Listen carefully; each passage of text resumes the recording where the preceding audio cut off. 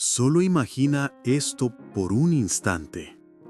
El Dios eterno, el Creador de los cielos y de la tierra, eligiendo habitar no sobre montañas inalcanzables, no dentro de palacios, no detrás de murallas de oro, sino en medio de un pueblo cansado, recién libertado, aún oliendo a las cicatrices de la esclavitud.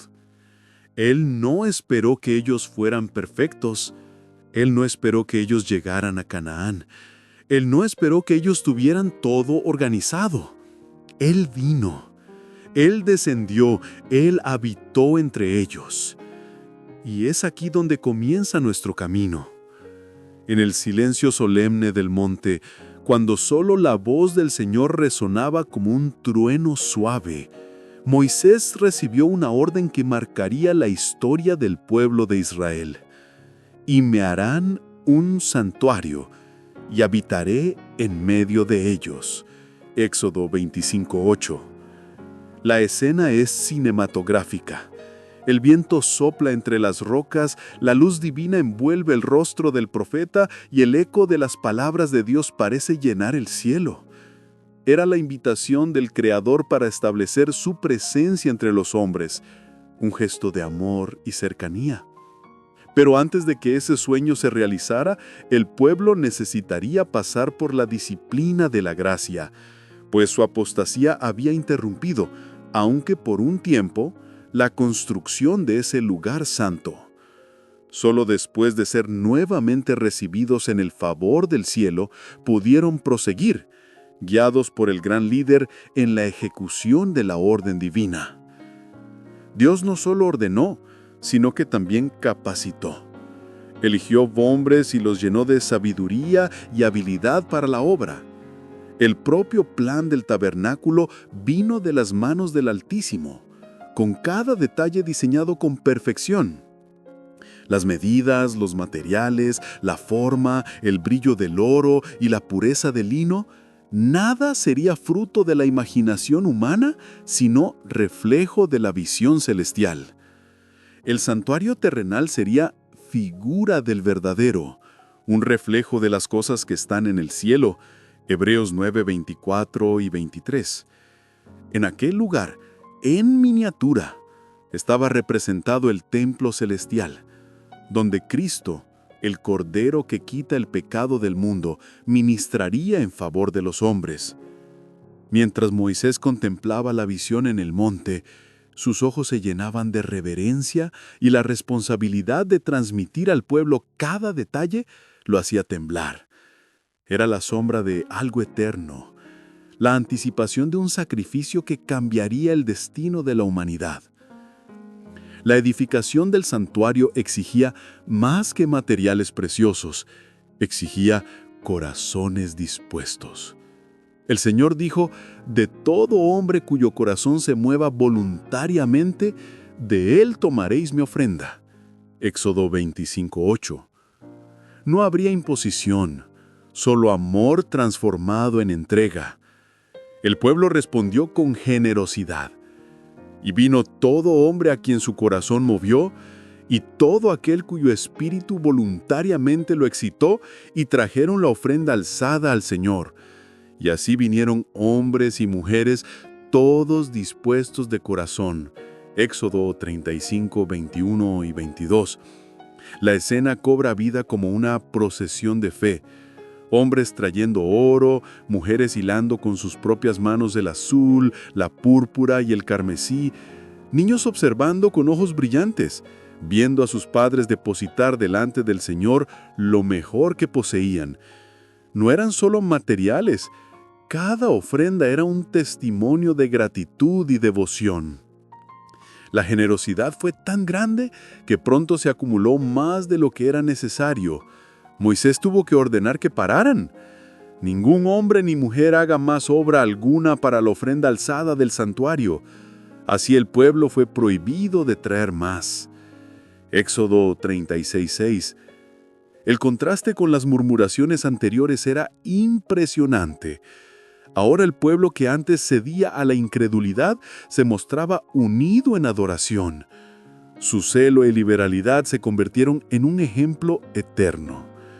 Aquellos que aman el culto a Dios demuestran ese mismo espíritu.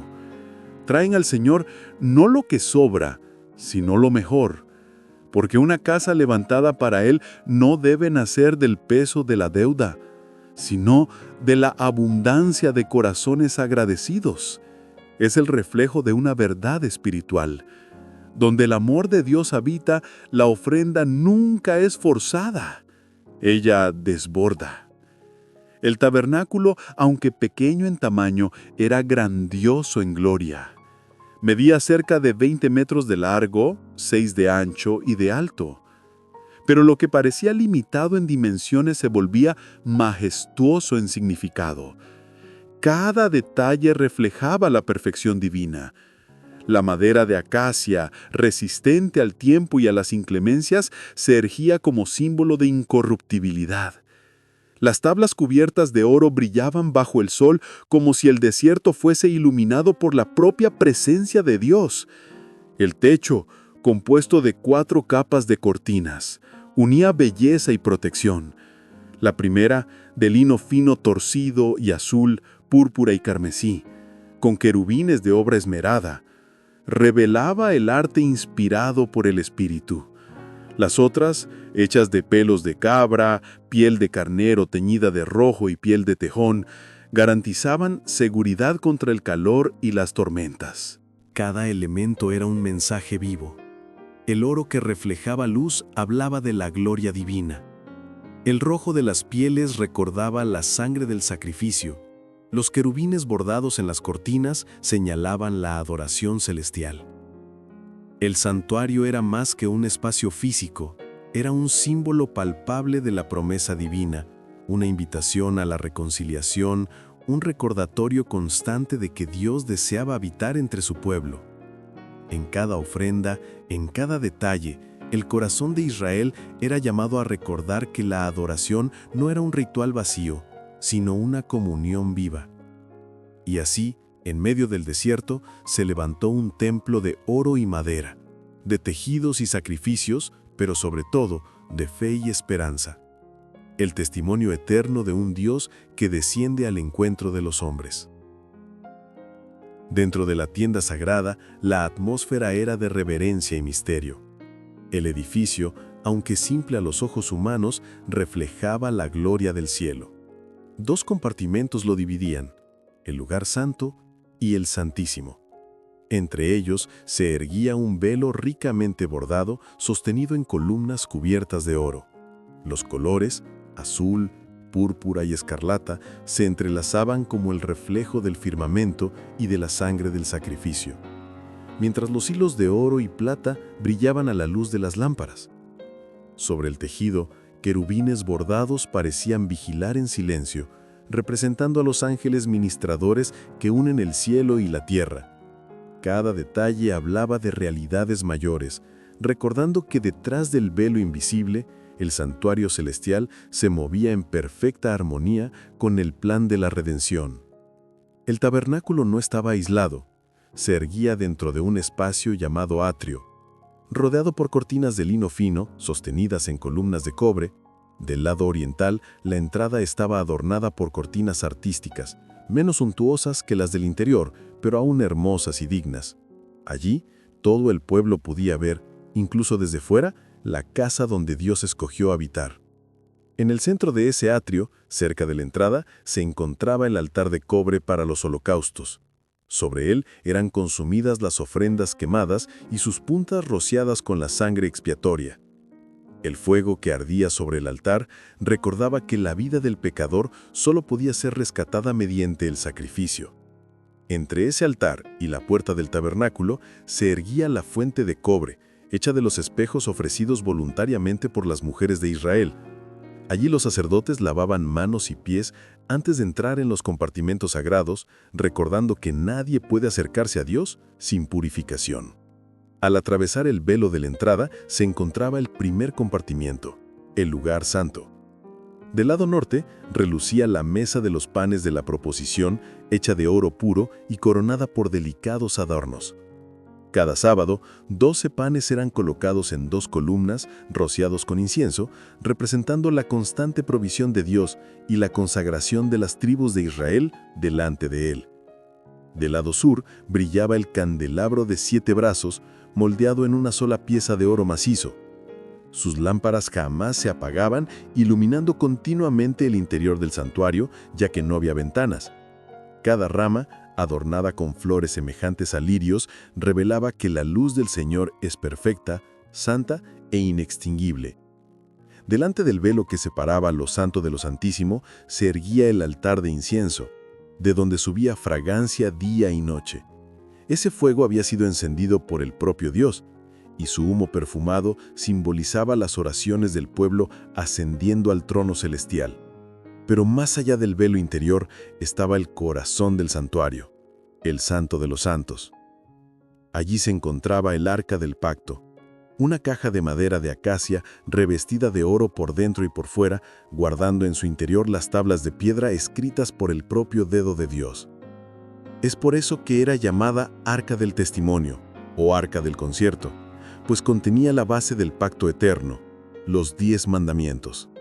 Sobre el arca reposaba el propiciatorio, una tapa de oro macizo, coronada por 2 querubines, también de oro, con alas extendidas en reverencia y rostros inclinados hacia la ley.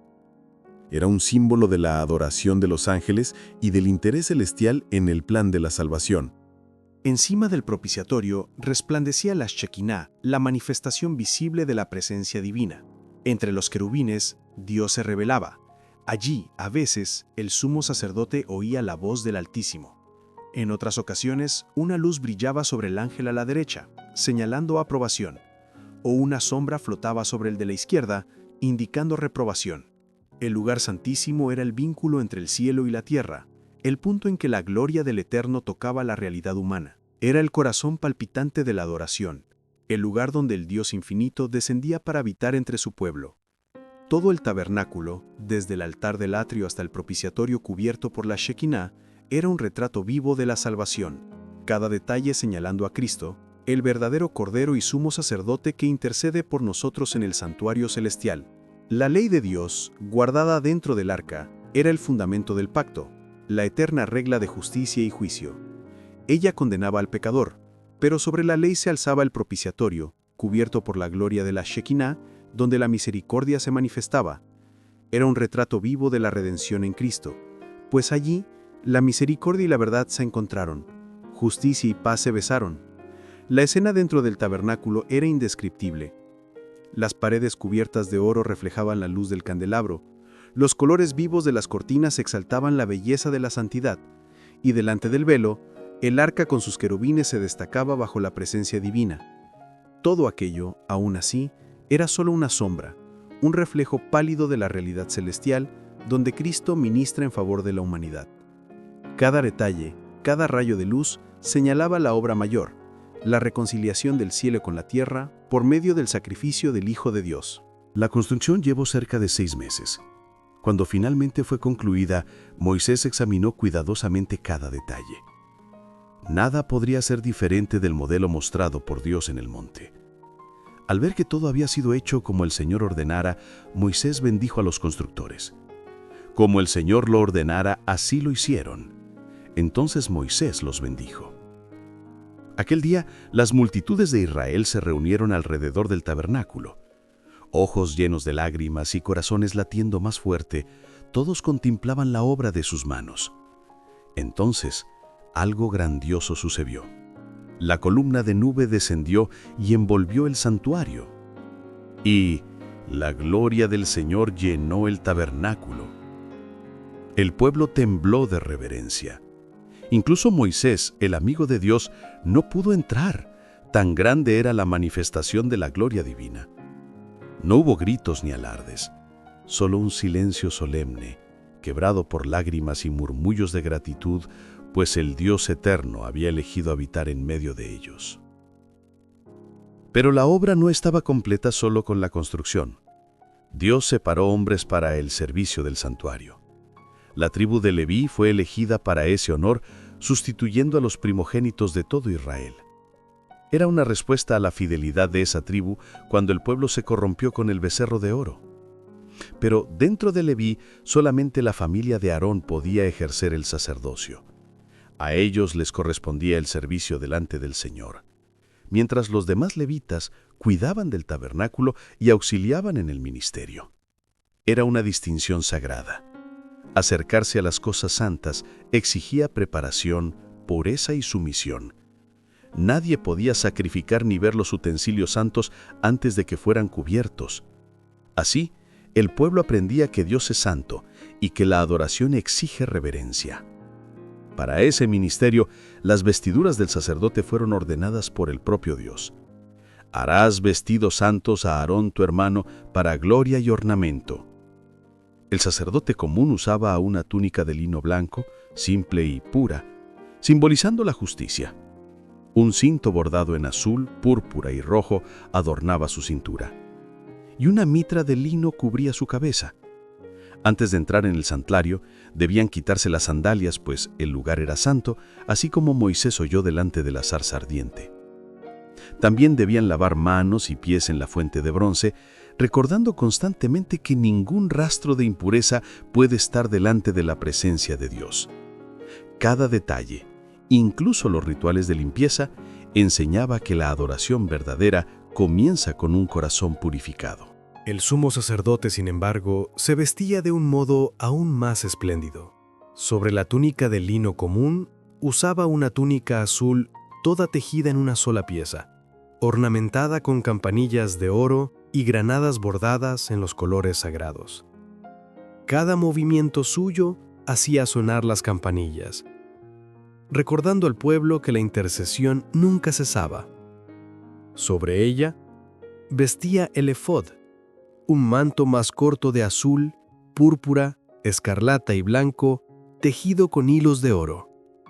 En las hombreras del efod estaban 2 piedras de ónice, donde los nombres de las 12 tribus de Israel estaban grabados. Así, cada vez que el sumo sacerdote entraba delante de Dios, llevaba simbólicamente sobre los hombros el peso de su pueblo, intercediendo por ellos con reverencia y amor. Sobre el efod del sumo sacerdote reposaba el pectoral, la joya más sagrada de su vestuario.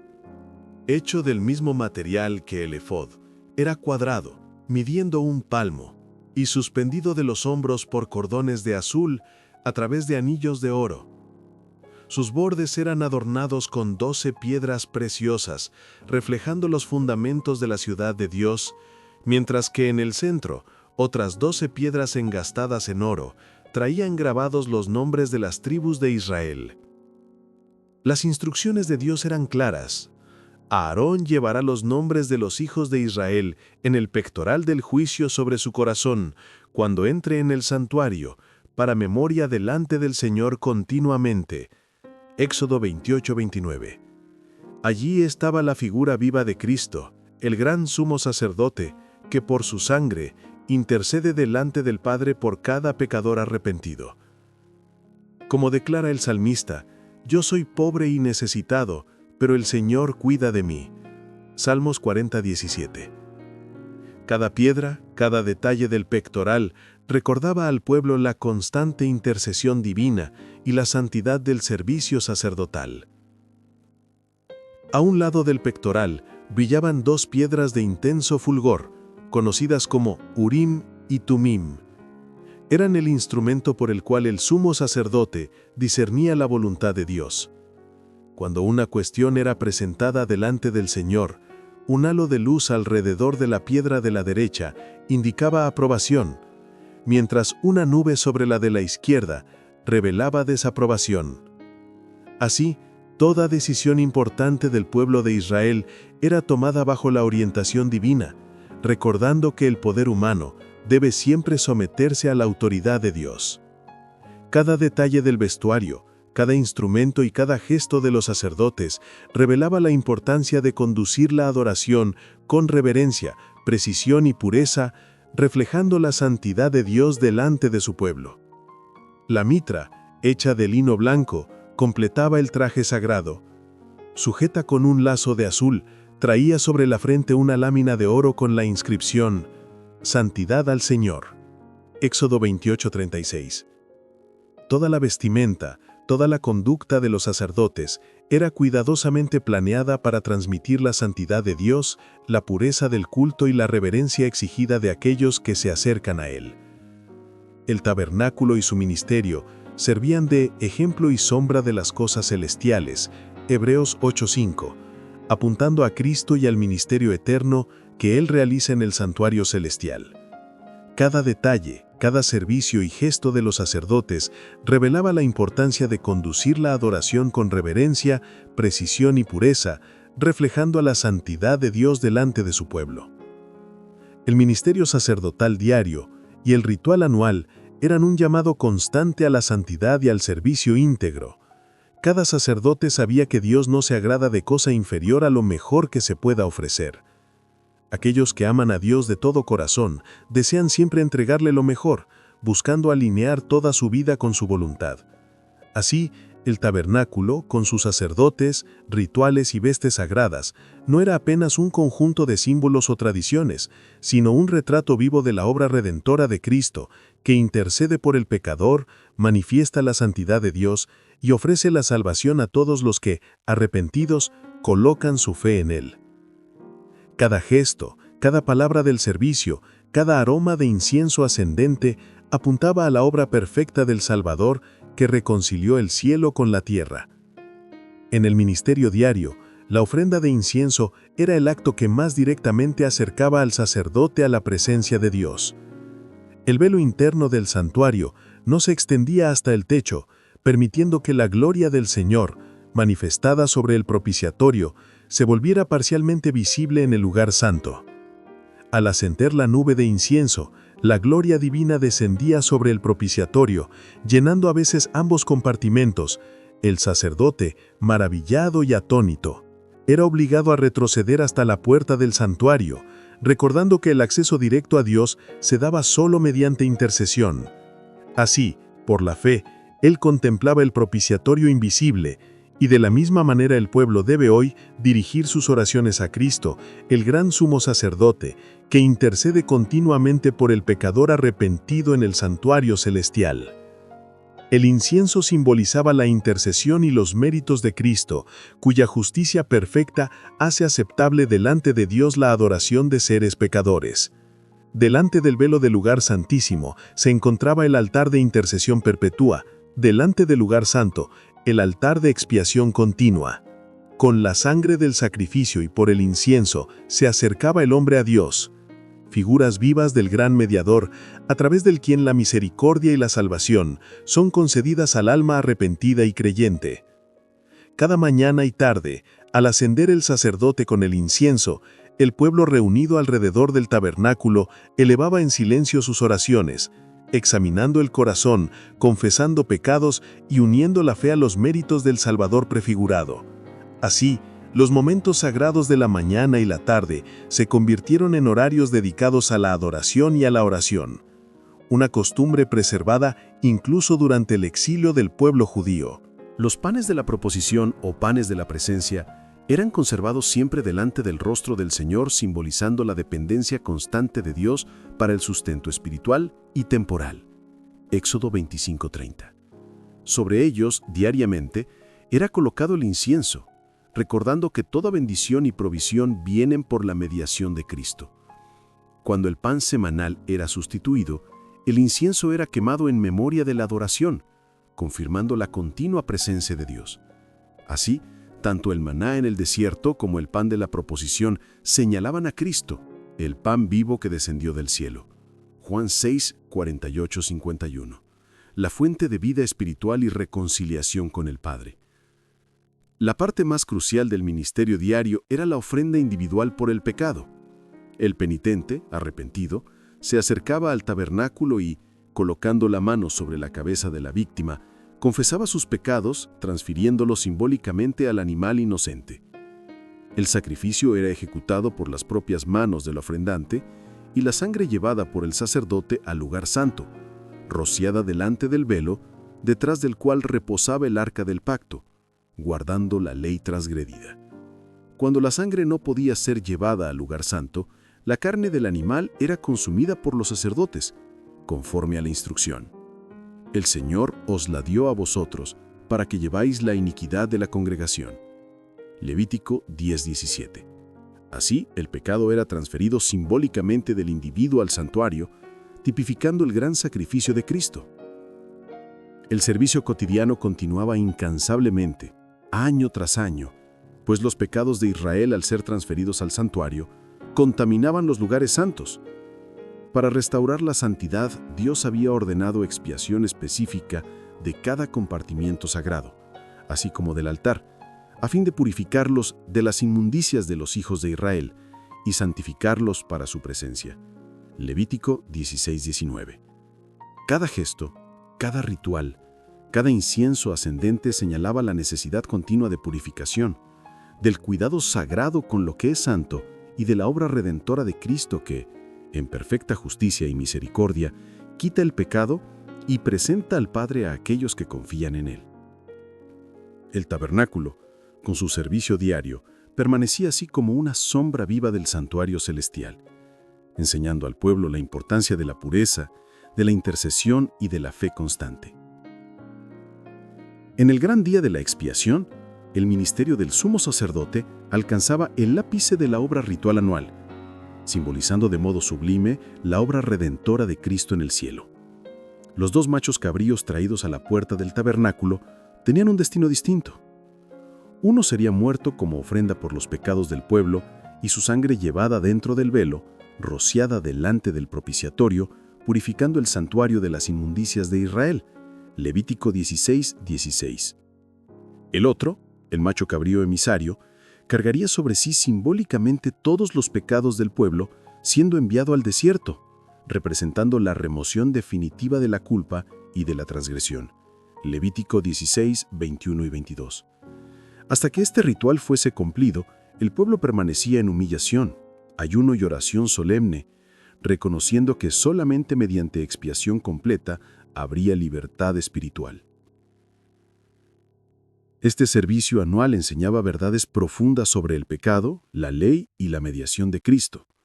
Durante el año, las ofrendas por el pecado aceptadas en el lugar santo indicaban que había sustitutos, pero no removían la culpa. El pecado permanecía registrado hasta la expiación final. Solamente cuando el sumo sacerdote rociaba la sangre de la ofrenda sobre el propiciatorio en el lugar santísimo, en la presencia de las tablas de la ley, la justicia de la ley era satisfecha. Después de esto, al imponer las manos sobre el macho cabrío emisario y enviarlo al desierto, el pecado era simbólicamente removido para siempre del pueblo, un acto que señalaba al gran mediador celestial, Cristo, que intercede continuamente por los arrepentidos delante del Padre. Hebreos 8:5. El santuario terrenal, construido por Moisés según el modelo celestial, servía como figura de las cosas que están en el cielo. Hebreos 9:9 y 23. Juan, en visión, contempló el templo del cielo, el altar de incienso y el arca del pacto, reflejando las figuras terrenas. Apocalipsis 4:5, 8:3 y 11:19. Así, el tabernáculo instruía al pueblo acerca de la realidad espiritual invisible, revelando la obra de Cristo como sumo sacerdote. Él, al ascender al cielo, pasó a ministrar en el verdadero santuario, por nosotros, intercediendo con su sangre. Hebreos 9:24. De la misma manera, el ministerio diario y anual del sacerdote terrenal simbolizaba la continua mediación de Cristo, demostrando la necesidad del perdón, la expiación y la purificación delante de Dios. El ministerio diario recordaba al pueblo que, aunque la sangre de Cristo remueve la culpa del pecador arrepentido de la condenación de la ley, el pecado permanecía registrado en el santuario hasta la expiación final. Solamente cuando el sumo sacerdote rociaba la sangre de la ofrenda sobre el propiciatorio, en el lugar santísimo, en la presencia de las tablas de la ley, la justicia de la ley era satisfecha.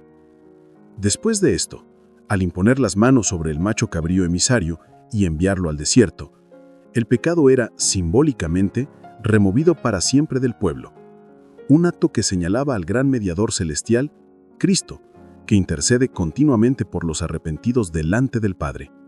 Hebreos 8:5. El santuario terrenal, construido por Moisés según el modelo celestial, servía como figura de las cosas que están en el cielo. Hebreos 9, 9 y 23. Juan, en visión, contempló el templo del cielo, el altar de incienso y el arca del pacto, reflejando las figuras terrenas. Apocalipsis 4, 5, 8, 3 y 11, 19. Así, el tabernáculo instruía al pueblo acerca de la realidad espiritual invisible, revelando la obra de Cristo como sumo sacerdote. Él, al ascender al cielo, pasó a ministrar en el verdadero santuario, por nosotros, intercediendo con su sangre. Hebreos 9:24. De la misma manera, el ministerio diario y anual del sacerdote terrenal simbolizaba la continua mediación de Cristo, demostrando la necesidad del perdón, de la expiación y de la purificación delante de Dios. El ministerio diario recordaba al pueblo que, aunque la sangre de Cristo remueve la culpa del pecador arrepentido de la condenación de la ley, el pecado permanecía registrado en el santuario hasta la expiación final. El servicio del día de la expiación, por lo tanto, anunciaba la purificación final de los cielos, cuando los pecados de los creyentes arrepentidos serían completamente borrados de los registros celestiales. Apocalipsis 20:12. Así como el sacerdote llevaba simbólicamente el pecado sobre el macho cabrío emisario, Cristo llevará consigo los pecados de la humanidad arrepentida, al remover, mediante su sacrificio y mediación, toda mancha del registro celestial, dejando el santuario limpio, listo para la habitación eterna de Dios con su pueblo. El ciclo anual del ministerio del tabernáculo enseñaba, día tras día, las verdades eternas sobre la salvación, el juicio y la victoria de Cristo sobre Satanás, el instigador del pecado. Cada gesto ritual, cada sacrificio y cada incienso rociado señalaba el conflicto cósmico entre Cristo y Satanás y la futura purificación del universo. Cuando la expiación final se cumpla, los pecados removidos serán lanzados sobre Satanás, consumando la justicia divina. Así, el ministerio del tabernáculo y posteriormente del templo instruía al pueblo acerca de la redención, de la intercesión de Cristo y del desenlace glorioso de la historia de la salvación, preparando la mente de los creyentes para comprender la victoria final de la luz sobre las tinieblas. El tabernáculo era la sombra, pero Cristo es la realidad. Él es nuestro sumo sacerdote, nuestro sacrificio y nuestro perdón. Si te maravillaste con esta revelación de la palabra de Dios, deja tu like para que más personas la vean. Suscríbete al canal para no perder nuestros próximos estudios y comenta abajo, ¿qué parte de este estudio sobre el tabernáculo habló más contigo hoy? Nos vemos en el próximo video.